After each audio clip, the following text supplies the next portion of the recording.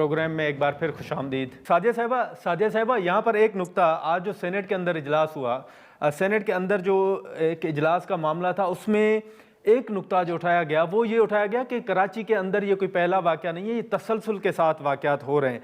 तो आपके नज़दीक जो शॉपिंग मॉल्स बनते हैं, क्या उनको देखा नहीं जाता, सेफ्टी मेजर्स के लिए गए हैं या नहीं? और दूसरा, आज तक जितने वाक़यात पेश आए हैं, अफसोसनाक वाक़यात, आपके नज़दीक इंतज़ामिया ने क्या सीखा है और क्या बेहतरी आई है?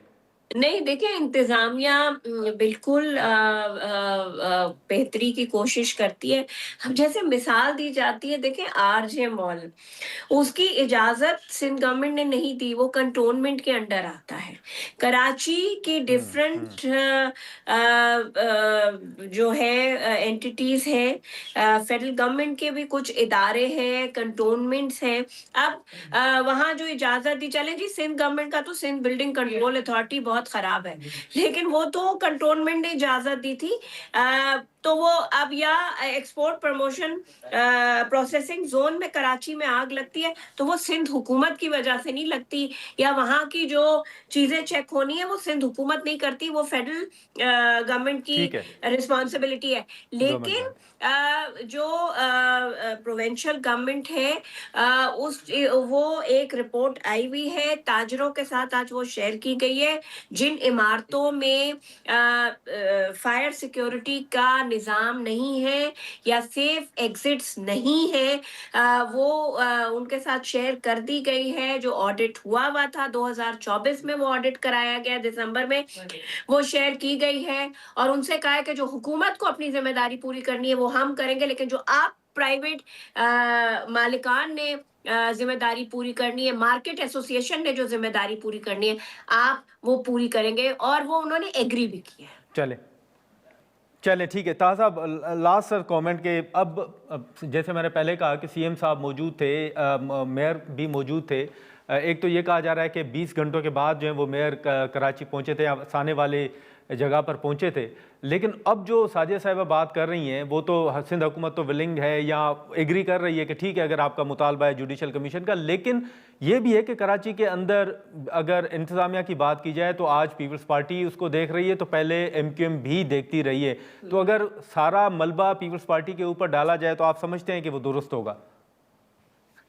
नादिर साहब, मैं दोबारा अपनी बात रिपीट करूंगा कि इस इशू पे सियासत करने वाले पे हम लानत हाँ भेजते ठीक है, हैं। ठीक। हमारा कहना यह है, मैं इतनी बड़ी बात कहता हूं आपके शो में, कि अगर एमक्यूएम वाले रहनुमाओं को, जैसे इन्होंने कहा है ना कि बहन भाई हैं और लोग हैं फायर ब्रिगेड में जिनकी वजह से महकमा बैठ गया है, तो मेरे शहर के लोगों से ऊपर नहीं है, मेरे वोटर से ऊपर नहीं है, उसकी लिस्ट जारी करें और उन नाअहल लोगों को निकालें।